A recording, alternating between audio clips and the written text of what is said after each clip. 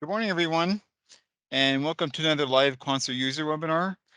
In this webinar series, we highlight the work of academics around the world that use Quanser solutions and technologies. My name is Michel Levy. Together with my colleague, Gemma Wang, we will be your hosts and monitors this morning. Today, we're very excited to have Dr. Tikesh from Kennesaw State University. Dr. Tikesh will show us how she used the Quanser QUBE Servo 2 and Rotary Servo in the Vibrations and Control Lab to give students a more hands-on experience and deepen their understanding. Again, thank you so much for the nice presentation, and hello everyone. My presentation might be a little different from the previous presentations, as the focus will be mainly on how to improve student learning of undergraduate level control education, specifically in mechanical engineering programs. And in today's presentation, I will briefly discuss the role of laboratories, so the outline. Uh, I will briefly discuss the role of laboratories in the learning of engineering, how control theory course in mechanical engineering is different from other engineering programs such as mechatronics and robotics, electrical and computer engineering, and how one can utilize Quanser Servo or Quanser QUBE to demonstrate the fundamentals of control theory in their laboratories. A little bit about me as a student. I received all my degrees in mechanical engineering from Istanbul Technical University from Turkey. And then I worked as a postdoctoral researcher by moving from one B to another B, I guess, at Georgia Tech. Um, let's read the quotation together. Engineering without labs is a different discipline. And if we cut out labs, we might as well rename our engineering degrees as applied mathematics. First of all, there's nothing wrong with getting a degree in applied mathematics. But if you are registered to an engineering program and without labs, you're not receiving the engineering degree without the labs. And although I agree with this quotation, as a faculty today, that laboratory sessions are at the heart of engineering education, unfortunately, as an undergraduate student taking the laboratory course, I used to stand at the very back. I'm sorry, uh, my mouse. I used to stand at the very back simply because I probably misunderstood distance learning. And I always believed I can substitute the hands-on experience by working myself at home. And it was already too late for me, but I noticed this was a big mistake as a senior student who was about to graduate without much hands-on experience. And how about as a faculty? When I started at KSU as a tenure track faculty in 2016, KSU was a comprehensive teaching focused institution.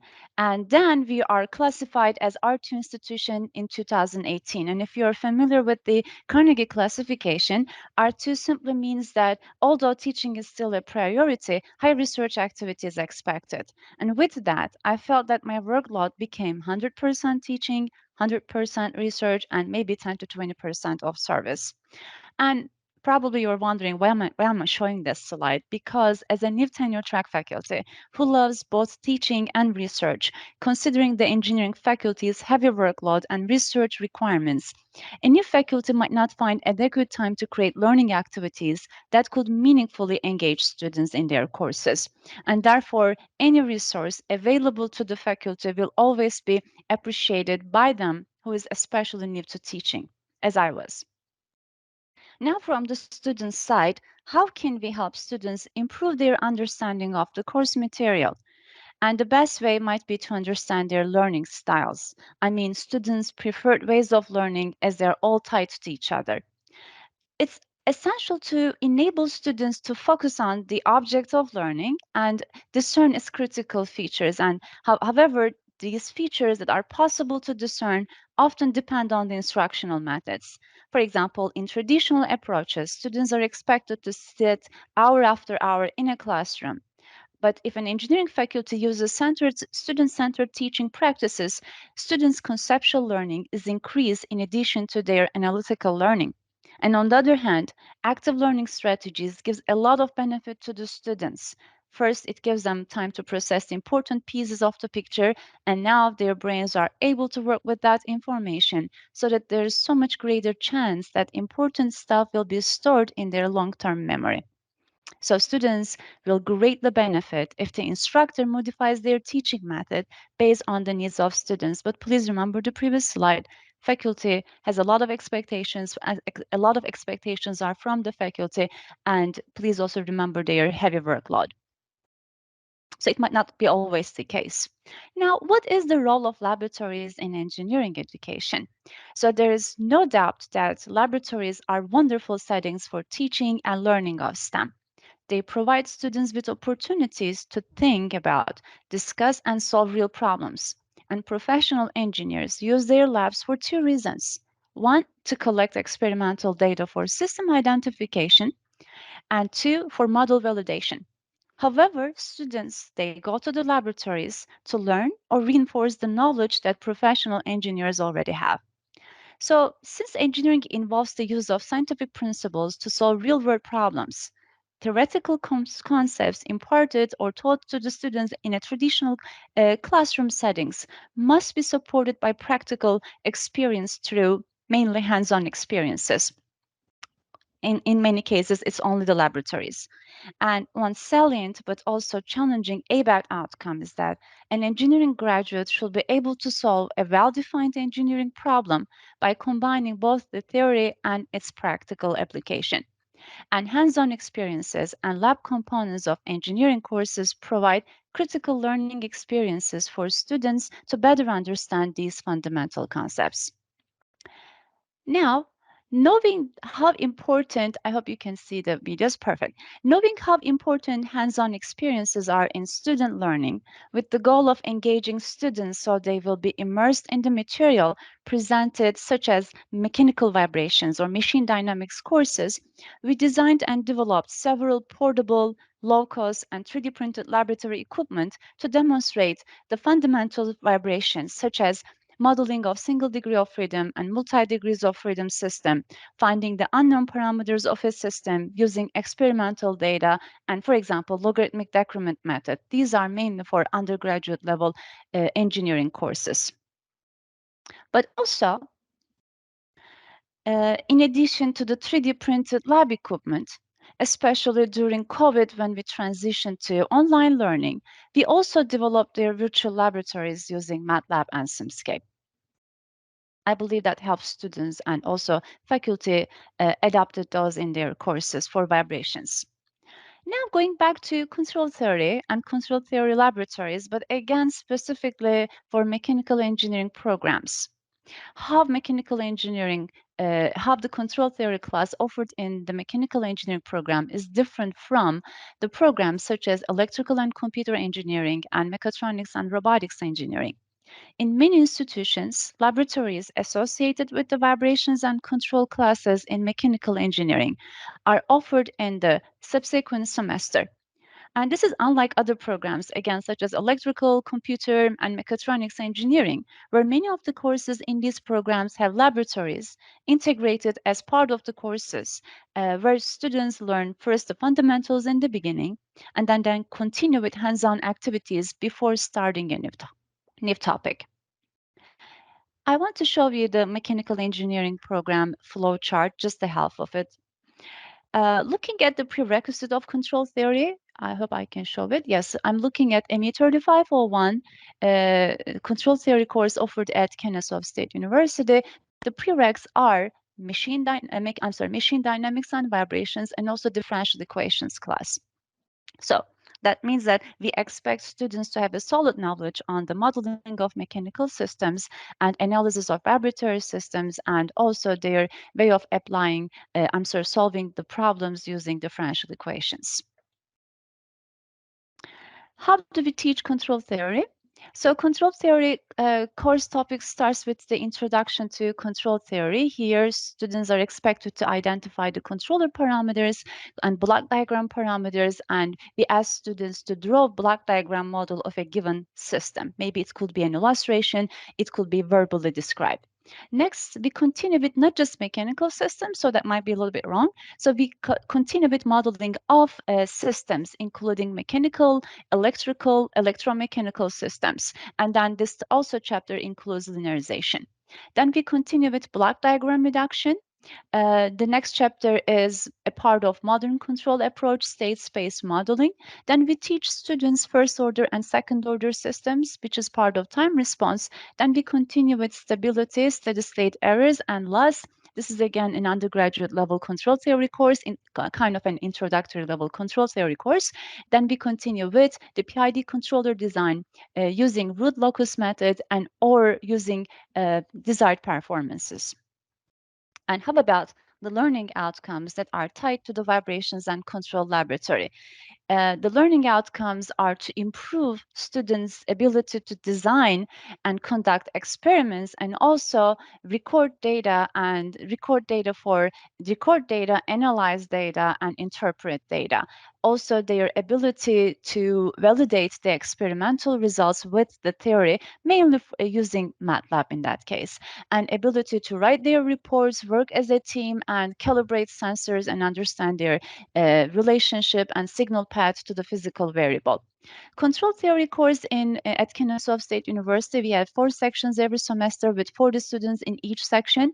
And the laboratory, which is some students are taking simultaneously, but I will just say very few students are taking the control theory course with its vibrations and control lab simultaneously, but most of them are taking in the following semesters. So we have 6 sections every semester with 20 students in each section. Yes, we successfully, with my research team, we were able to design and develop laboratory equipment for mechanical vibrations and their associated laboratories. But the question here is, should a faculty design control equipment, especially considering his or her workload? And in that case, I will say think twice, as it's not as easy developing a free or forced vibratory mechanism as in vibrations. Here you see a faculty working on a class project for his digital embedded course. Okay, we agreed that we should buy a turnkey system for control laboratories. Then if we are to select a turnkey system for control applications, what are the expectations in general?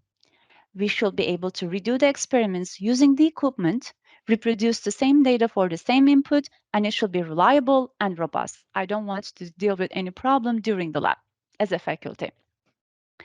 So how a faculty selects the equipment, if you're building your own lab from, let's say, scratch, what is the plan on selecting and utilizing the equipment, and what are the procedures for this? I will talk about this later, but I want to share my story first.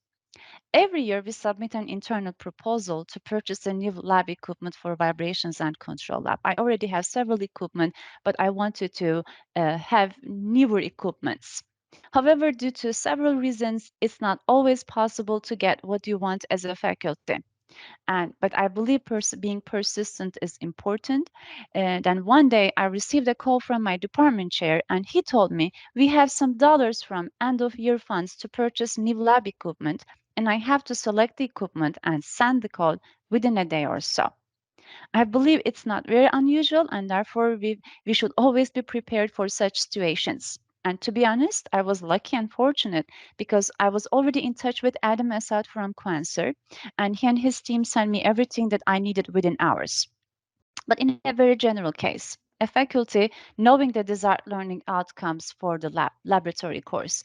We search for the equipment. This will take a while because there are small committees.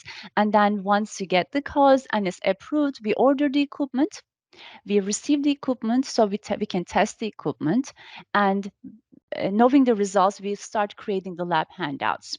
The rest of the process, I believe, is like a feedback control. That means knowing the desired learning outcomes and through the assessments for laboratory courses is lab report, but for control theory course, it might be quizzes and tests. We can actually we know the actual student learning.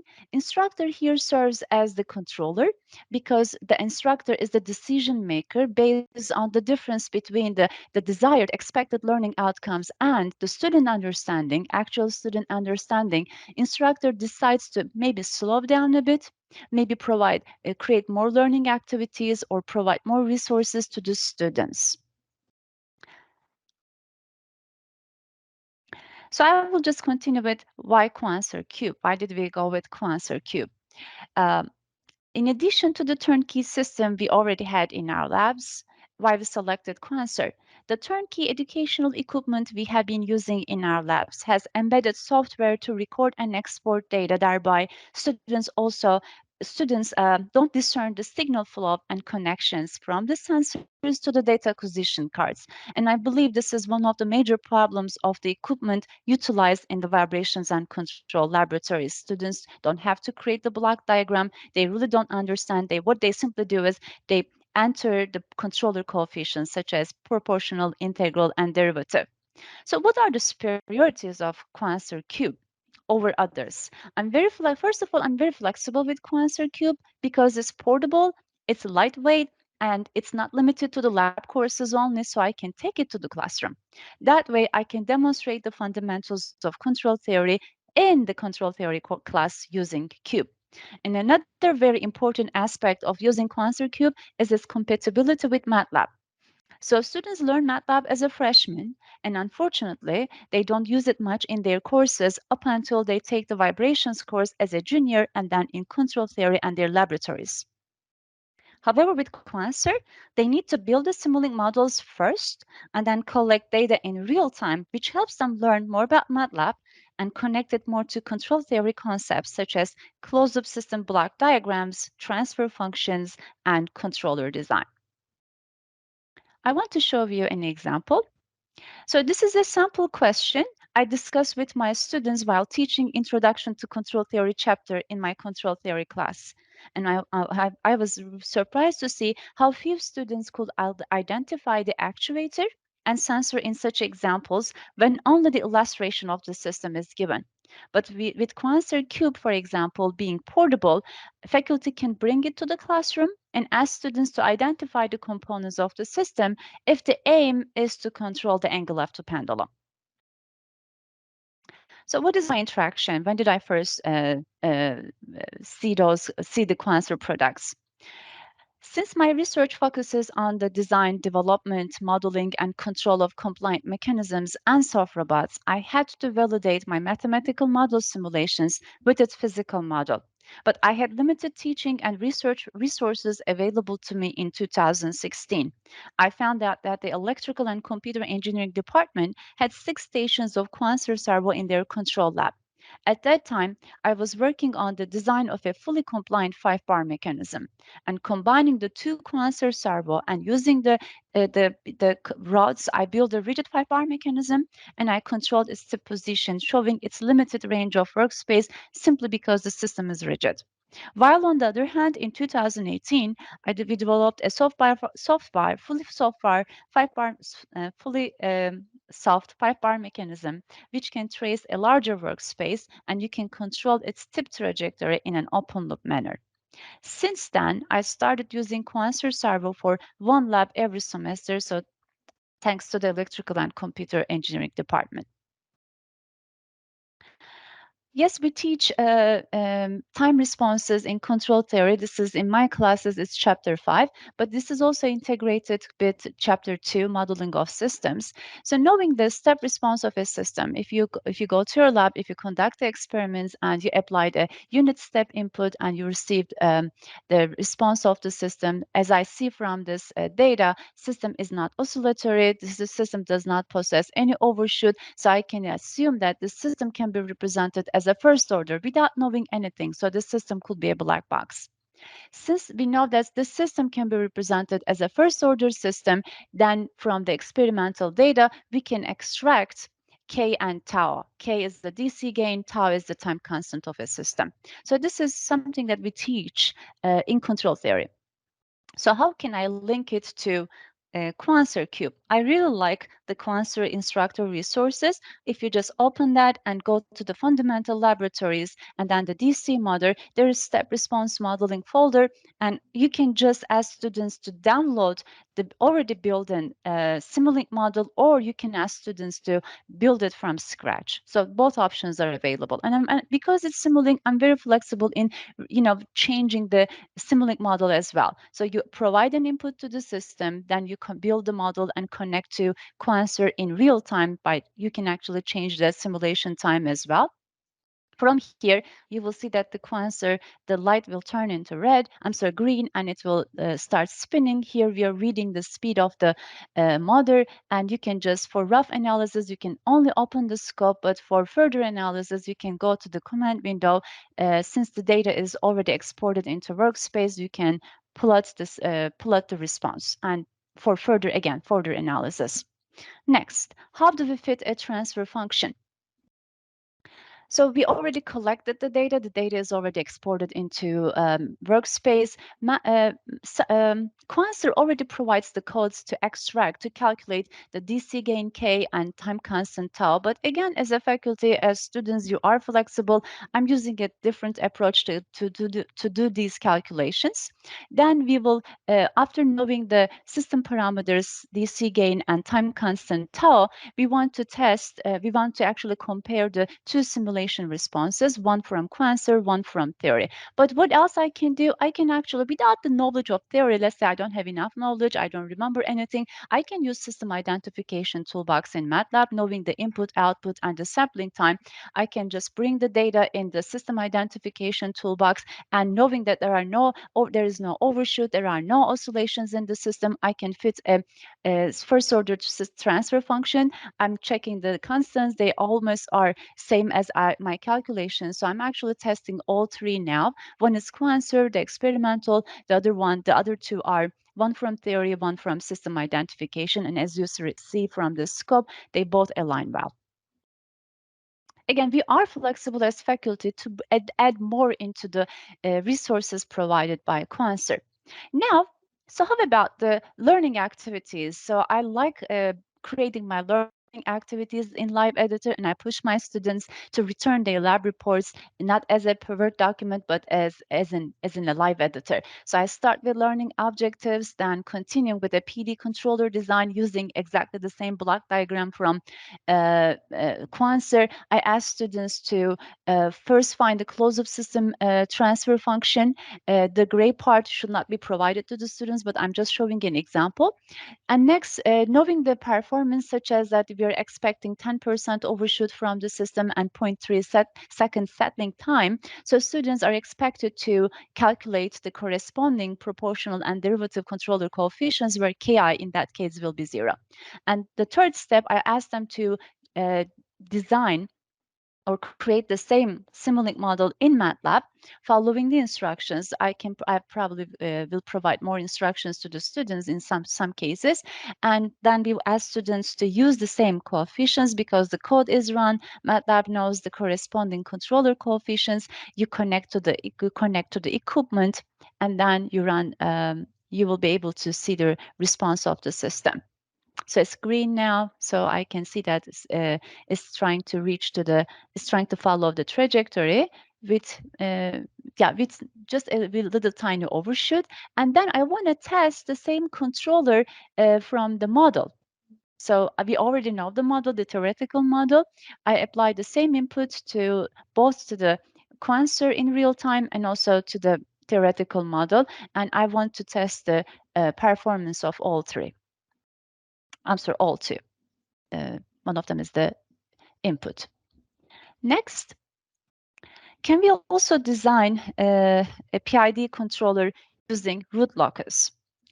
Using Quanser QUBE transfer function, we start the control system designer tool in MATLAB, where we can design controllers using root locus or frequency response method. And in this example, I will demonstrate PID controller design using root locus. And since we are using root locus method, we don't need frequency response plots. And choosing the corresponding control system configuration, we first upload the transfer function of Quanser QUBE from the workspace, and the toolbox shows the initial root locus and step response of the system when the proportional gain is 1. Then we defined the system specifications to have a settling time of less than 0.3 seconds and a maximum overshoot of 5%. Then we continue with changing the controller by adding poles and zeros. For a PID controller, we first add an integrator, which is a pole at the origin, then we add 2 zeros. We also include a pole at -250, which defines the low pass filter for the derivative term.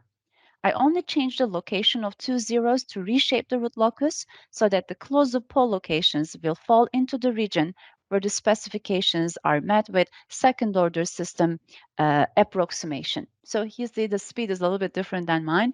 And once you're happy with the results, the closed system pole locations, you will then export the controller to command to the workspace to extract the proportional, integral, and derivative constants, as I'm showing right now.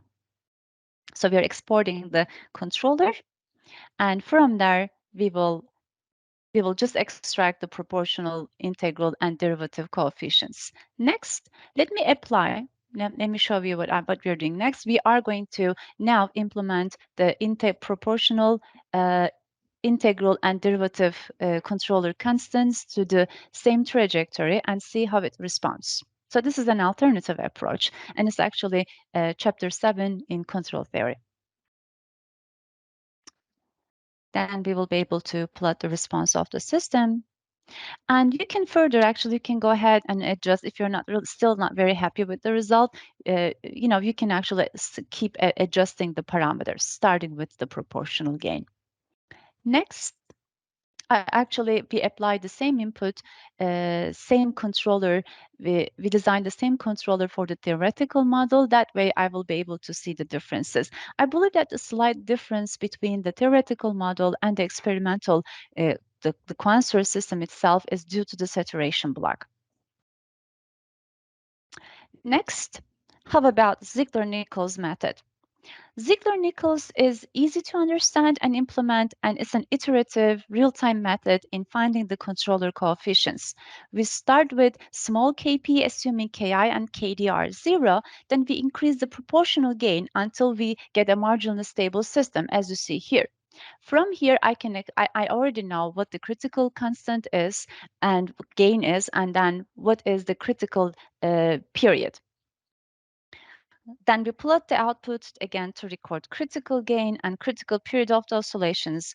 And then using the table here, you can design a PPI or a PID controller. I only use the PD controller, assuming that there was no I effect. Again, I saw some overshoot. Yes, although Ziegler-Nichols gives us a good initial values for the controller coefficients such as Kp, Ka, and Kd, I feel like you might still need to adjust the values if you're not happy with the results, as I did as you see on the second graph, second figure. So what we do next, I think something was missing in my previous slide. We have a feedback loop to assess the student learning. But student feedback is very much appreciated. To be able to receive student feedback, not through a course survey, but through each of our lab activities, I asked 4 questions to the students at the end of this. This is the last section in their lab report. What are the 3 most important concepts that you have learned in this lab? What are 2 real applications where you might use these concepts? What is the muddiest point remaining that you haven't yet mastered? Write 1 question you can ask your instructor to clear this up. I believe these are important questions, and it helps me to revisit my lab activity, learning activity, especially for the next semester, so to help students more. And because Quanser Servo is pretty new to us, Quanser QUBE is pretty new to us, and I have been using Quanser Servo for a very long time. These are the comments, very exciting comments, feedback from students about their experience in using Quanser Servo, because each semester when I ask students which one is their lab, at the end of the semester, I ask students which one is their most favorite lab, and they always say it's always the Quanser. And also they like this compatibility with MATLAB.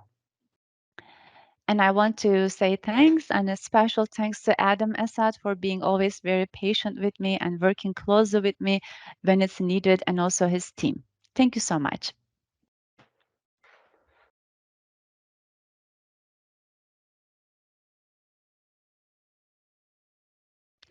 Mitch, my presentation is over now. Thank you so much. Yep. I'm just going to share my screen. So that was a great presentation. I really enjoyed how you highlighted the different MathWorks toolboxes as well, leveraging that. So that was great. All right, I think we can proceed to the Q&A session. So let me see if we have any questions that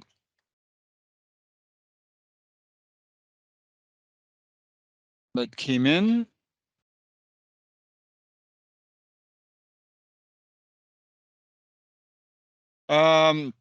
Yeah, we do have one question. We have one question from Amanda Chow, and Yeah, she's asking I who see the teaches your control question. labs? Yeah. Uh-huh. Oh, yeah. Yes, nice question. Really nice question.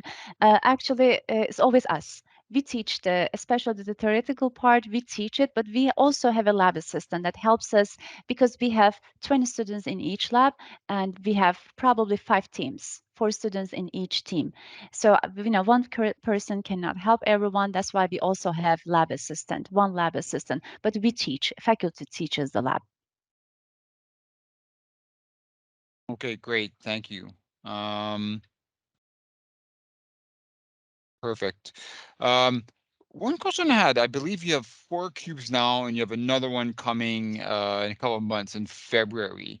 Uh, what are your so do you have any plans of using Quanser along with your teaching? Yeah, thank you. I actually this was my dream since 2018, and this is the first time I have 4 Quanser cubes because uh, we received we were able to purchase Quanser server gradually, not all at once. Like we couldn't buy 4 at once. So now I have 4, and the 5th one is coming in February. I'm very happy and I'm very excited because my dream was to have my own Quanser Servo or Cube. To me, it really doesn't matter. But I wanted to design linkage systems. I'm not going to say I'm an expert in designing laboratory equipment, vibratory especially, vibratory lab equipment, but I kind of feel like I'm very confident with that. I will design separate 3D printed linkages so that each team of students will design a different, for example, slider crank mechanism. And slider crank mechanism is a very simple mechanism, and the mathematical model is well known. I will ask students, this is going to be a single degree of freedom system also. I will ask students to design a controller. Now, I'm not going to limit my students to only DC motor with a disk rotating, but they will be able to design a controller to control the position of the slider. One example. This is just one example, but now I have so much freedom, and I'm looking forward to designing more additional. Like I can say this like as additional tools or additional linkages to convert the rotational system into a translational system. Because we're mechanical engineers, we like to see vibratory systems. Gotcha. Okay, thanks Yeah, for that. sure. So how many years have you been teaching this lab for? 7. Okay. So, based on your experience with, teaching control theory and running the control labs, what additional features would you like to see from these Quanser systems? Perfect. I don't want to seem like it's gonna seem like I'm contradicting myself right now, but yes, MATLAB, I'm in love with MATLAB and Quanser. These were my 2 loves and they are together, which is a hit to me. But is there a way to, for example, for the hardware part, is there a way to make it standalone also? I don't need it, but maybe it's needed for others. I'm not sure if you have ever considered this. This is one for the hardware side. Can we make it also standalone? Not for me, but maybe for others. And the second thing is, can I share my screen to show something quickly? I wanted to share this, but I didn't know if I have enough time. Can I share my screen, Mitch? Yeah, Yeah, perfect. Thank you sure. so much. Thank you. Let me share my screen and show you my learning activity, a sample learning activity I'm sharing for, let's say, a compliant mechanism that I designed for main vibrations, and the second one is for the cantilever beam that I designed. But here is my cover page with Y portion. So maybe in addition to the resources, you have resources for faculty, you have resources for students, they are separate. And for the faculty, maybe could you please add the why portion, why they're learning this, and also where do they see it? How is it connected to real world applications?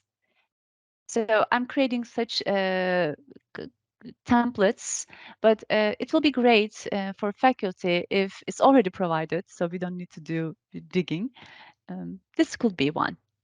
But other than that, I'm very happy already as it is. That's great feedback. We always appreciate feedback. That is, we did have, I believe, we've got time for one more question from Ola. How many hours are given in a week for teaching the theory, and how many hours a week for the lab? Yeah, thanks, Sola. We teach control theory for 3 hours. But remember, please, mechanical engineering students are a bit different from other engineering programs. They are separate. So yes, I teach, for example, control theory 3 hours a week, and the lab is also 3 hours a week, one day. The other one is twice a week. The other one is the lab is once a week. But different faculty teaching, so, the alignment is not always there, and students taking it the next semester, they don't remember the concepts taught in the control theory. So it's a bit challenging, but this is how we teach. Okay, thank you. And one more is, you also teach MATLAB in your control lab. Yes. Actually, you know what? I'll be honest with you. Since spring 2022, I was getting really hard, like pushes from like resistance from students. They didn't want to use MATLAB because again, they take it as a freshman. They took it as a freshman and they never used it. So they forgot everything. And then all of a sudden, a faculty comes up and says, "You're going to use MATLAB." And I said, "There is no Excel graphs. I'm not accepting. You will get a zero if I see any Excel plus in your lab report because I want to push them. That's the goal. So they will learn because this is the only learning language, programming language mechanical engineers learn. And I want them to be prepared for the future. So what I did, so again, for 5, 6 years, I was getting really hard time. It was hard for them. It was hard for me to meet in the middle. But what I did that changed the game is starting spring 2022, I asked students to write all their reports in Live Editor, and then it was really hard for me to convert all my lab learning activities from Word PDF to Live Editor. But I did. Then I expected them to complete their assignments in Live Editor. That means they are limited. They cannot use anything else. Starting with the on-ramps, they watched the on-ramps, and 2 weeks they cried. But the third week, the fifth week, at the end of the semester, I feel like they were better than I am. So they became more experienced. They excelled in MATLAB. They loved it. And again, now seeing that they can design a controller, a real-time controller with Quanser in MATLAB, that was a hit for me. And I received the best feedback in spring 2022. That's great. Yeah. Thank you so much for sharing that. That's very interesting, Yeah. actually. Okay, we have one more. Yeah, definitely. So this is from Safana. The experience with teaching control using Quantum Lab is really inspiring. Do you plan on teaching advanced control approaches, such as nonlinear controllers, sliding mode control? Yes, I am waiting for that day, Safana, because so for now I'm limited to teaching undergraduate level, and it's always my dream. So I already submitted a course request. In our college, advanced control theory is housed by mechatronics department, and mechatronics department faculty are teaching. So I couldn't teach it myself. I'm waiting for my time to teach, but once I do, because I submitted a course for a master's program, and I'm hoping that I will start teaching in the next fall, like fall 2023. And with that, I will be able to. I'm looking forward to that day because I want to teach them 2 degrees of freedom, like Lagrange methods, the Lamberts, and also nonlinear controllers. That's great. Well, good luck with that. And Thank you. well, thanks again for the great for answering all these questions and your great presentation. And yeah, this brings us to the end of our webinar. So again, I would like to thank you again, Dr. Tikesh, for presenting your material and your experiences. And I'd like to thank everybody that joined today. So yeah, please visit our website at quanser.com and our LinkedIn page to find out more about our systems and upcoming webinars. And have a great day, everybody. Thank you. Bye.